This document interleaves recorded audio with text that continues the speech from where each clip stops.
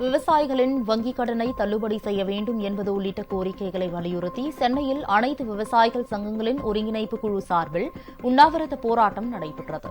சென்னை எழும்பூர் ராஜரத்தினம் மைதானம் அருகே நடைபெற்ற உண்ணாவிரத போராட்டத்தில் பல்வேறு அமைப்புகளையும் சேர்ந்த 200க்கும் மேற்பட்ட விவசாயிகள் கலந்து கொண்டனர். அனைத்து விவசாயிகள் சங்கங்களின் ஒருங்கிணைப்பு குழு பொதுச் செயலாளர் பி.ஆர். பாண்டியன் தலைமையில் நடைபெற்ற உண்ணாவிரதத்தை திரைப்பட இயக்குநர் தங்கர் பச்சான் தொடங்கி வைத்தார்.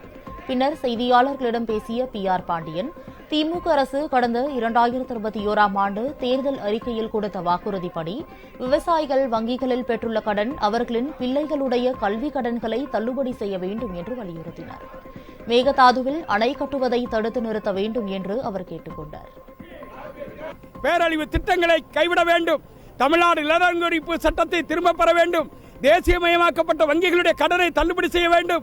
கல்விக் கடன் முழுமையும் தள்ளுபடி செய்ய வேண்டும். பேரிடர் காலத்தில் பேரிடர் மேலாண்மை துறையின் மூலம் அறிவிக்கப்பட்ட நிவாரண திட்டங்கள் 2 ஆண்டுகளாக விவசாயிகளுக்கு வழங்கப்படவில்லை. அதனை உடனடியாக வழங்க வேண்டும் என்பதை வலியுறுத்தி இந்த உண்ணாவிரத போராட்டத்தை நடத்துகிறோம்.